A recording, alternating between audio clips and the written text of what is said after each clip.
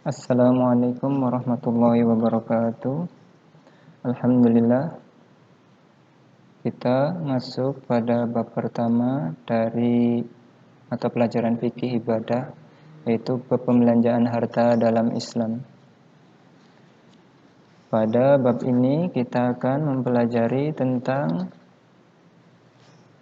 pembelanjaan harta dalam Islam, macam-macamnya dan caranya. Tujuannya diharapkan kalian nanti menjadi manusia yang selalu bersyukur kepada Allah atas nikmat-nikmatnya, dan juga dapat memahami, menjelaskan, menyebutkan, dan mengamalkan pembelanjaan harta sesuai dengan syariat Islam dalam kehidupan sehari-hari. Kenapa bab ini penting untuk kita pelajari? Karena harta yang kita miliki nanti akan ditanyakan di hari kiamat kelak, nanti akan dimintai pertanggungjawabannya. Sebagaimana hadis Nabi, tidaklah bergeser kedua kaki seorang hamba nanti pada hari kiamat, sehingga Allah akan menanyakan tentang 4 perkara. Yang pertama, tentang umurnya dihabiskan untuk apa. Yang kedua, tentang ilmunya diamalkan atau tidak. Yang ketiga, tentang hartanya dari mana dia peroleh dan kemana dibelanjakan. Keempat, tentang tubuhnya capek atau lelahnya untuk apa. Jadi harta nanti ditanyakan di akhirat.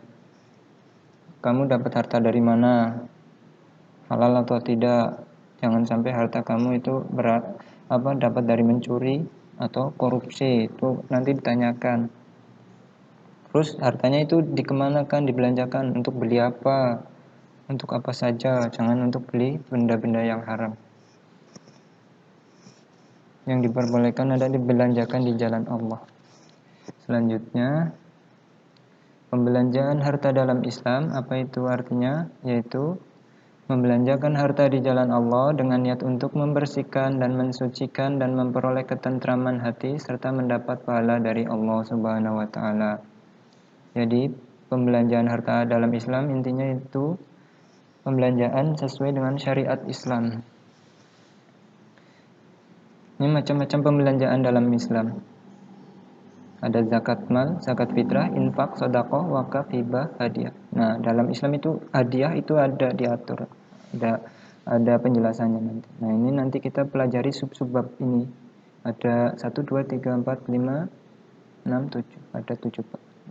Pada hari ini kita sedikit saja membahas tentang zakat mal. Apa itu zakat mal? Sebelum ke zakat mal, kita pelajari dulu zakat itu apa. Zakat itu berasal dari kata zaka yang artinya berkah, tumbuh, bersih, dan baik.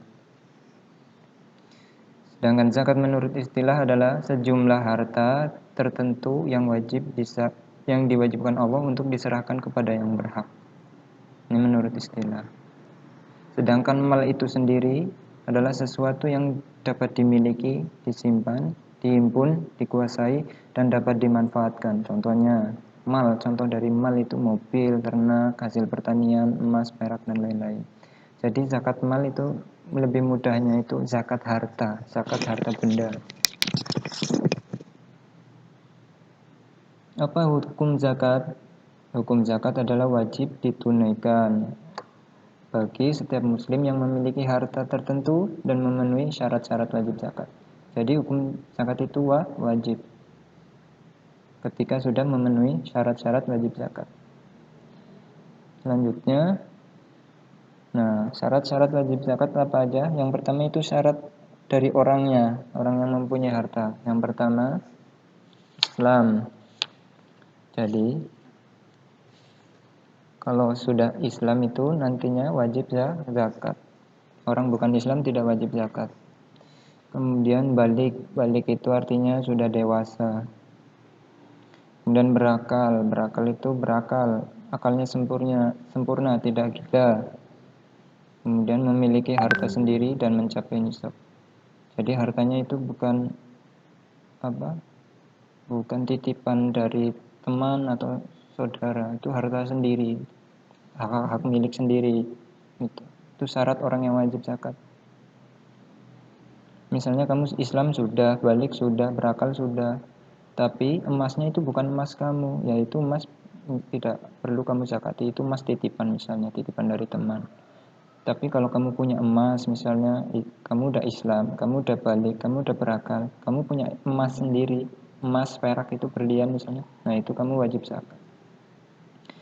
Selain orangnya yang ada syaratnya, syarat wajib zakat dari orang, juga ada syarat hartanya yang wajib dizakati. Yang pertama, milik sepenuhnya, milik kamu pribadi gitu, bukan titipan. Yang kedua, cukup waktu atau haul. Yang ketiga, cukup nisab. Apa haul dan nisab? Nah, ini penjelasannya. Haul adalah waktu kepemilikan selama 1 tahun, 354 hari kalau dalam kalender Hijriah.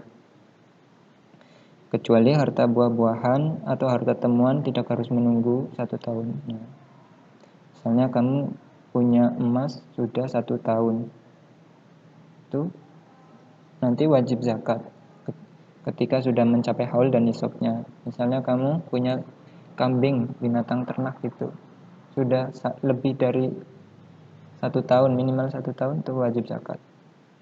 Apa itu nisab? Nisab adalah nilai terkecil dari harta yang wajib dizakati. Misalnya nisab kambing, seseorang punya 40 sampai 120 ekor kambing, maka zakatnya 1 ekor kambingnya. Ini cara mudah mempelajari antara haul dan nisab. Syarat harta yang wajib dizakati harus mencapai haul dan nisab. Haul itu waktu, kalau nisab itu nilai terkecil. Misalnya kamu punya kambing, ternak kambing, 40 kambing. Sudah lebih dari 1 tahun, misalnya udah pas genap 1 tahun. Maka kambing kamu yang 40 sudah lewat dari 1 tahun, itu wajib dizakati.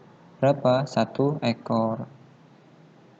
Itu 40 sampai 120 1 ekor. Nanti kalau misalnya kamu punyanya 121 ekor kambing, sudah 1 tahun kamu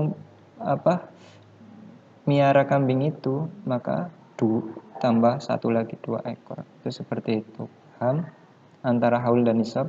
Kalau haul itu waktu kepemilikan, sedangkan nisab nilai terkecil dari harta yang kamu miliki. Nanti akan dijelaskan nisab-nisab harta dan haul-haulnya. Demikian pertemuan pada hari ini, pertemuan pertama ini. Semoga bermanfaat. Dilanjut pada pertemuan selanjutnya. Terima kasih. Wassalamualaikum warahmatullahi wabarakatuh.